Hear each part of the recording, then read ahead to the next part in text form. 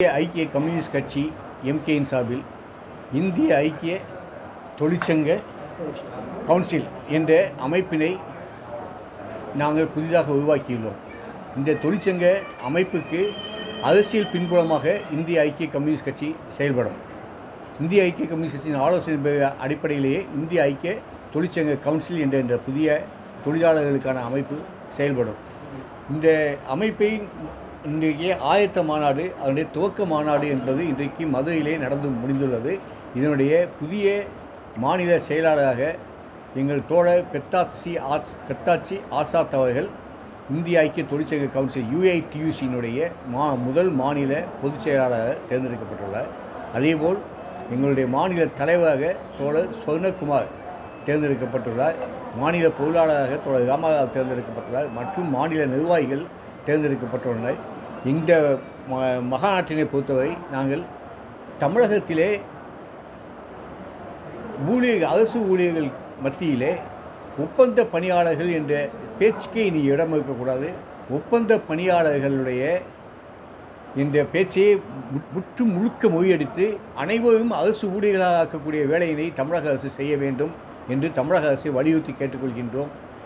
இதுபோன்ற பல்வேறு தீர்மானங்களை இந்த கூட்டத்தில் இன்றைக்கு காலையில் நடந்துவிட்ட கூட்டத்திலே நாங்கள் முடிவெடுத்துள்ளோம். இன்று மாலையிலே இதன் தொடர்ச்சியாக இந்திய ஐக்கிய கம்யூனிஸ்ட் கட்சி எம்கேயின் சார்பாக வாக்குத்தீட்டு மோசடியை முறியடிப்போம் என்ற நூலை நாங்கள் வெளியிடுகின்றோம்.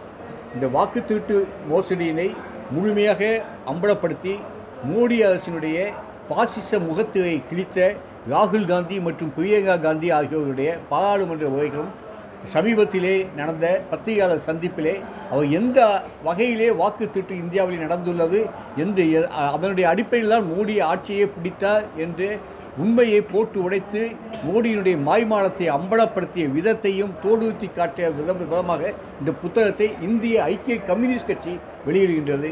இந்திய ஐக்கிய கம்யூனிஸ்ட் கட்சி வெளியிடுகின்ற புத்தகத்திலே பல்வேறு தகவல்கள் மக்களுக்கு சொல்லப்பட்டுள்ளது.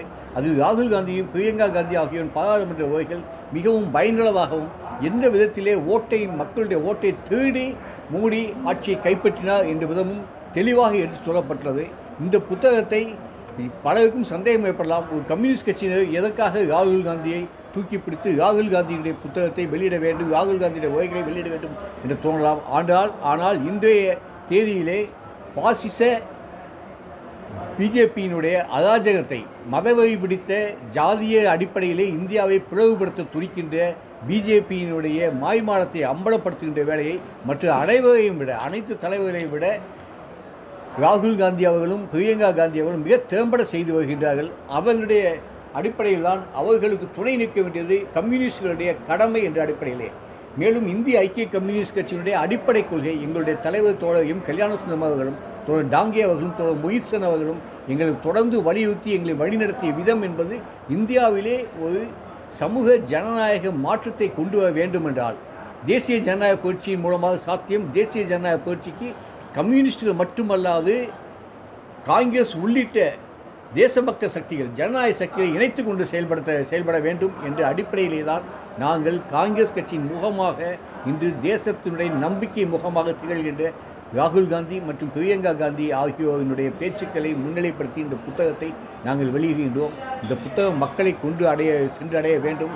அதற்குரிய ஏற்பாட்டை இந்திய ஐக்கிய கம்யூனிஸ்ட் கட்சி எம்கே திறம்பட செயல்படுத்தும். வருகின்ற தேர்தலிலே காங்கிரஸ் கட்சிக்கு உறுதுணையாகவும் காங்கிரஸ் கட்சி அங்கம் வகிக்கின்ற கூட்டணியிலும் இந்திய ஐக்கிய கம்யூனிஸ்ட் கட்சி மனப்பூர்வமாக எந்த விதமான பிரதிபலனும் எதிர்பாராது கடுமையாக உழைத்து அவர்களுடைய வெற்றிக்காக பாடுபடும். சட்டமன்ற தேர்தலையும் சேர்த்துத்தான் நாங்கள் சொல்கின்றோம்.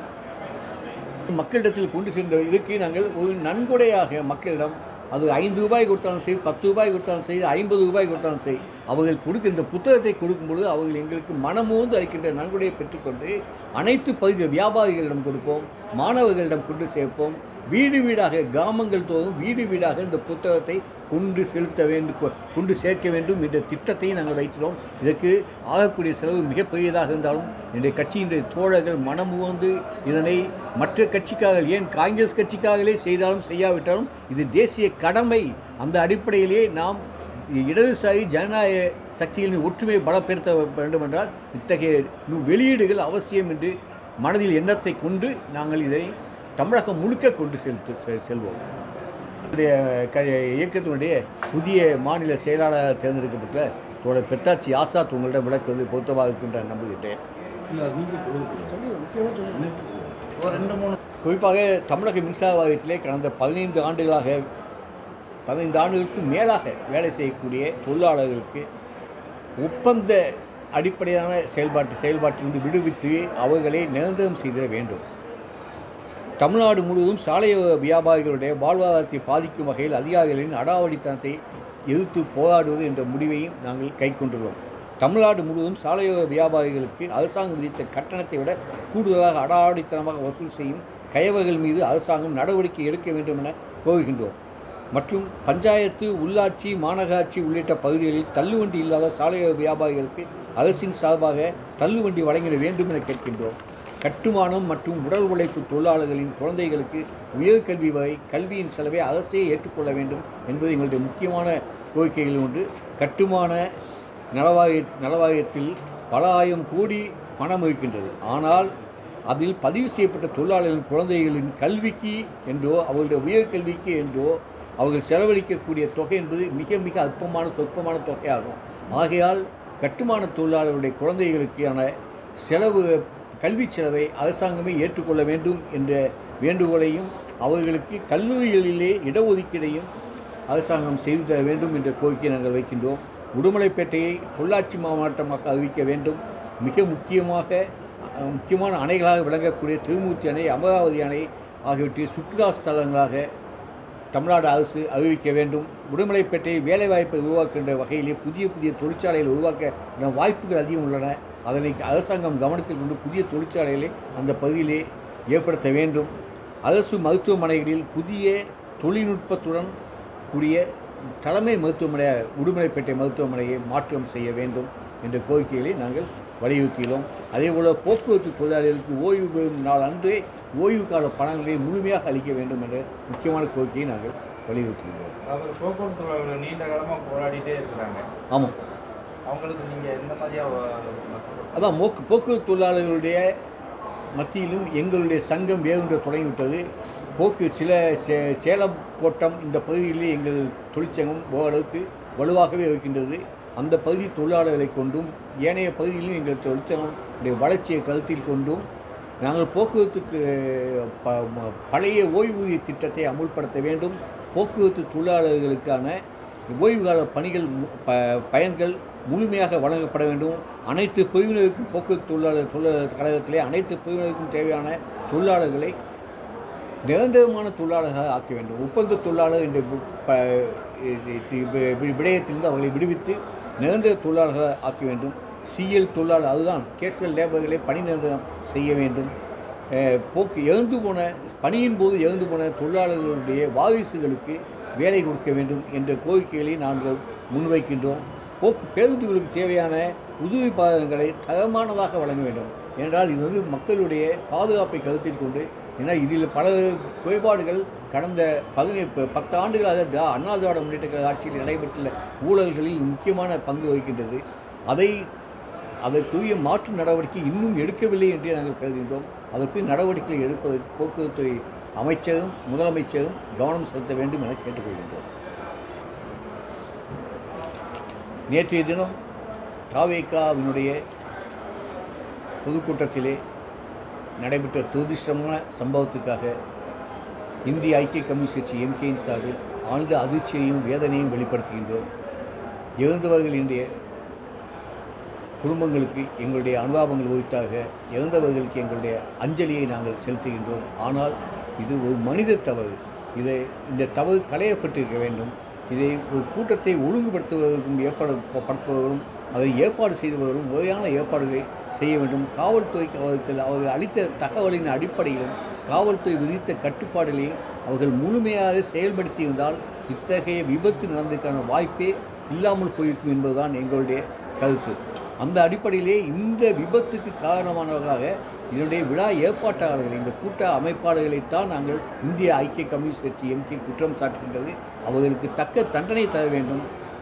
இழப்பீடு கொடுத்தால் மட்டும் போதாது, இத்தகைய படுபாவக கொலை என்று தான் நாங்கள் சொல்கின்றோம். படுபாவக கொலைகளை செய்த இந்த தாவேக்காவுடைய ஏற்பாட்டாளர்களுக்கு பிணையில் வர முடியாத அளவுக்கு கடுமையான தண்டனை வழங்க வேண்டும் என இந்திய ஐக்கிய கம்யூனிஸ்ட் கட்சி எம்கே வலியுறுத்துகின்றது. மக்களிடம் ஒரு வேண்டுகோளை வைக்கின்றோம், ஊடக நண்பர்களுக்கும் ஒரு வேண்டுகோளை வைக்கின்றோம்.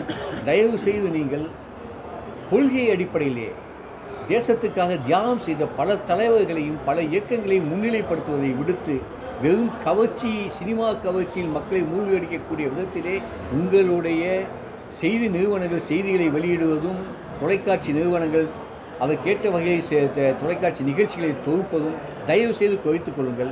மக்களுக்கு சரியான விழிப்புணர்வை ஏற்படுத்தக்கூடிய வகையிலே ஊடகத்துறையினர் செயல்பட்டால் அது நிச்சயமாக பயனுள்ளதாக இருக்கும். இத்தகைய தவறுகள் எதிர்காலத்தில் நடைபெறாமல் இருப்பதற்கும் அத்தகைய தவறுகளை களைவதற்கும் ஊடகத்துறையினுடைய ஒத்துழைப்பு என்பது மிக மிக முக்கியம் என நாங்கள் கருதுகின்றோம். அதேபோல் சமீபத்திலே சில ஆண்டுகளுக்கு முன்பாக மதுரையிலே நடைபெற்ற ஒரு லாக்அப் மரணம், இது மிகப்பெரிய அளவிலே வெளியில் தெரியாத ஒரு லாக்அப் மரணமாகவே அது முடிந்துவிட்டது. அஜித்குமாரின் மரணமோ அல்லது சாத்தான்குளத்தில் நடந்த இரட்டை படுகொலைக்கோ ஏற்பட்ட தாக்கம், அந்த செய்தியினுடைய வீச்சு இது மக்களை சென்று அடையவில்லை என்று தான் நாங்கள் கருதுகின்றோம். அதிலே ஒரு 17 வயது சிறுவன் ஒரு திருட்டுப்பழி சுமத்தப்பட்டு லாக்கப்பில் வைத்து கொல்லப்பட்டுள்ளான் என்ற செய்திக்கு இன்றைக்கு நேற்றைக்கு மதுரையினுடைய கோர்ட், டிஸ்ட்ரிக்ட் கோர்ட் ஒரு அற்புதமான ஒரு தீர்ப்பை வழங்கியுள்ளது. அந்த அதில் சம்பந்தப்பட்ட காவலர்களுக்கு தண்டனை வழங்க வேண்டும். அது மட்டுமல்லாது காவலர்களுடைய விருப்பத்துக்கு ஏற்ற வகையிலே போஸ்ட்மார்ட்டம் ரிப்போர்ட்டை ஏற்பாடு செய்து தந்த மருத்துவர்கள் மீதும் நடவடிக்கை எடுக்க வேண்டும் என்று முதல் முறையாக ஒரு நீதிமன்றம் தீர்ப்பை வழங்கியுள்ளது.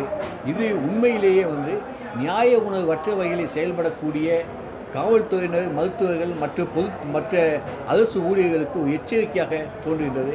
இத்தகைய தீர்ப்பினை கூட வழங்கிய அந்த நீதிபதிக்கு எங்கள் பாராட்டுக்கள். அந்த நீதிபதியினுடைய தீர்ப்புக்கு மதிப்பளித்து அரசு தக்க நடவடிக்கை எடுக்க வேண்டும் என கேட்டுக்கொள்கின்றோம். அதேபோல் தாவைக்காவினுடைய இந்த கூட்டத்தில் நடைபெற்ற நிகழ்ச்சிக்காக அருணா ஜெகதீசன் கமிட்டி என்ற ஒரு கமிட்டியை அமைத்துள்ளார்கள். இதே அருணா ஜெகதீசனுடைய கமிட்டி தான் தூத்துக்குடி துப்பாக்கி சூட்டின் போதும் அந்த கமிட்டி தான் நியமிக்கப்பட்டிருந்தது. அந்த கமிட்டியின் மூலமாகத்தான் பல்வேறு விடயங்கள் வெளியில் வந்தன. ஆனால் அதன் மேல் என்ன நடவடிக்கை எடுக்கப்பட்டது என்ற விஷயம் இன்றைக்கு மர்மமாகவே உள்ளது. அதில் சம்பந்தப்பட்ட பல அதிகாரிகள், ஏன் இன்னும் சொல்லப்போனால் அன்றைய முதலமைச்சரை குற்றம் சாட்ட முடியும். நான் தமிழ்நாட்டில் நடந்த இவ்வளவு பெரிய நிகழ்ச்சியை நான் டிவியை பார்த்துக்கொண்டால் தெரிந்து கொண்டேன், செய்தி சேனல் மூலமாக தான் தெரிந்து கொண்டேன் என அவர் அறிவித்தார். ஆகையால் அவரே குற்றவாளி என தமிழக அரசு நடவடிக்கை எடுத்துக்க வேண்டும். அந்த அருணா ஜெகதீசனுடைய பழைய முன்னாள் அறிக்கைக்கு எந்த மதிப்பும் கொடுக்காத அரசாங்கம் இந்த விடயத்திலாவது அருணா ஜெகதீசன் அளிக்கப் போகின்ற அறிக்கையின் மீது தக்க நடவடிக்கை எடுக்க வேண்டும் என கேட்டுக்கொள்கிறேன். பாஸ்கரன், இந்திய ஐக்கிய கம்யூனிஸ்ட் கட்சி எம்கே.